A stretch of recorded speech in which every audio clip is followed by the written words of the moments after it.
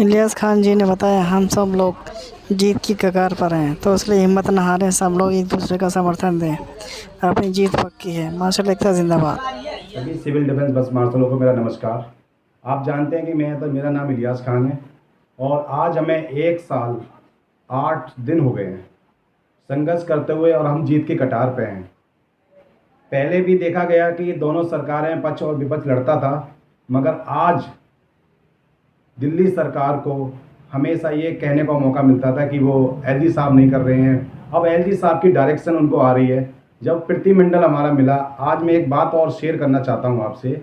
जब 5 तारीख को हमारा प्रतिमंडल और जिसमें मैं खुद मौजूद था, हम जब एलजी साहब से मिले थे तो एलजी साहब ने हमसे एक चीज़ कहा था कि ये सीट पे बैठा हुआ कोई एलजी और डिप्टी लेफ्टिनेंट गवर्नर नहीं है, ये तुम्हारा भाई है और बड़ा भाई है। एक साथी के कंधे पे हाथ रखते हुए उसे आश्वासन दिया था कि तुम्हारा 60 साल का रोजगार मैं सुरक्षित करा कर रहूँगा। आज तक 1 साल तक आम आदमी पार्टी ये कहती रही और जिक्र करती रही कि एलजी साहब हमें सुझाव नहीं देते, एलजी साहब कुछ नहीं कर रहे। आज 20 या 25 दिन के अंदर एलजी साहब ने 2 लेटर लिख दिए उनको और कहा कि मुझे अभी तक प्रस्ताव नहीं मिला है। तो हम दिल्ली सरकार से ये आग्रह करना चाहते हैं, दिल्ली की नई मुख्यमंत्री अतिशी जी से ये विनती है हमारी 10,700 बस मार्शलों की कि आप जल्दी से जो एलजी साहब ने डायरेक्शन दिया, आप 2 हफ्ते के अंदर उसे पूरा करें और उनके पास भेजें और कहें कि आपने जो हमें सुझाव दिया था हमने वो काम कर दिया है और वो आगे का काम आपका सिग्नेचर करने का काम है वो आप कीजिए। हमारे सभी 10,792 मार्शलों की एक इच्छा है दिल्ली के मुख्यमंत्री से कि इन एलजी साहब के हस्ताक्षर साइन से और उनके नेतृत्व में हमारी बहाली हो जाए और 60 साल तक का रोजगार, क्योंकि 10 साल तो हम बैठे थे और फिर हमें रोड पे आना पड़ा, कहीं दोबारा ना आना पड़े। इसलिए हम चाहते हैं कि दिल्ली सरकार अपना काम करे। दिल्ली सरकार क्यों चुप है, किस लिए चुप है, नई सीएम साहिबा क्यों चुप हैं, ये तो वही जानती होंगी। जैसे कि कल खबर मिली है कि अतिशी मैम हमसे मिलेंगी या उनका प्रतिमंडल हमसे मिलेगा, तो हमारी टीम कल अगर उनसे उनकी बातों से सहमत होती है और हमारी वो बातें मानते हैं तो हम टेबल पे बैठ कर बात करेंगे। अगर वो सोचते हैं कि नहीं बात मानते हैं तो अगले के आदेश के लिए सभी 10,792 तैयार रहें, क्योंकि अब अगर इलेक्शन हो गया तो हमारा कोई पूछने वाला नहीं है। और मैं एक और विपदा से हमारे सिविल डिफेंस बस मार्शल गुजर रहे हैं, तो मैं इस वीडियो के माध्यम से उन्हें भी बताना चाहता हूं, आपको डरने की ज़रूरत नहीं है। एलजी साहब आपके साथ खड़े हैं और आपके साथ पूरी तरह हमदर्दी उनकी है। तो कोई भी विपदा आती है, कोई भी चीज़ आ रही है, मैं वार्डन से लेकर सीनियर चीफ वार्डन तक और आईसीडी से लेकर कमिश्नर तक उनसे हाथ जोड़ के विनती करता हूं कि अगर हमारे सिविल डिफेंस बस मार्शलों पर कोई भी दिक्कतें आ रही हैं, आप हमारे साथ खड़े थे ना खड़े थे कोई बात नहीं, अब हमारे साथ खड़े हो जाइए और कोई भी उनके आगे परेशानी आ रही है उसको सुलझाइए।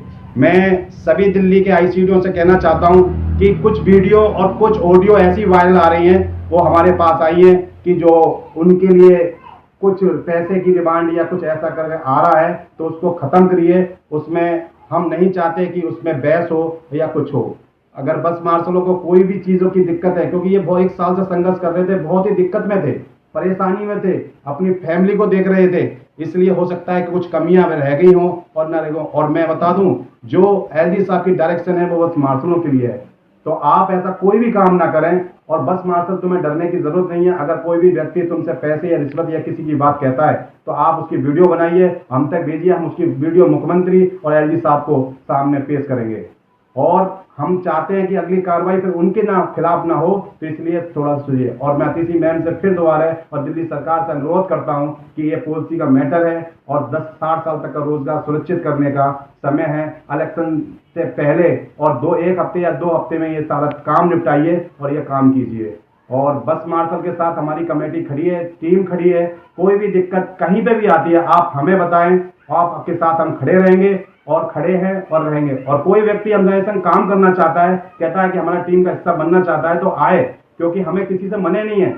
ये अकेली लीडरों की और हमारी लड़ाई नहीं है, ये लड़ाई 10,792 परिवार की है। अपने परिवार के लिए तैयार रहें। अगर कल मीटिंग सक्सेस होती है तो ठीक है, अगर वो कल काम करते हैं तो ठीक है, नहीं है तो परसों से फिर हम रोड पे हैं और एक पूरी संख्या 10,792 के साथ अपने हक के लिए और अपने बच्चों के परिवार का पालन पोषण करने के लिए हम लड़ेंगे और जीतेंगे। और हम किसी की राजनीति नहीं करवाना चाहते और कहते हैं सभी पार्टियों को हम कहना चाहते हैं कि राजनीति ना करें और बस मार्शलों को परेशान करना बंद कर दें, उनके संग जो व्यवहार कर रहे हो, और कुछ मैं लफ्ज़ नहीं बोल सकता, जो उनके साथ हो रहा है, जो बच्चे हमारे बता रहे हैं, उनके साथ सुधर जाइए और हमारी सरकार हमारा काम करे।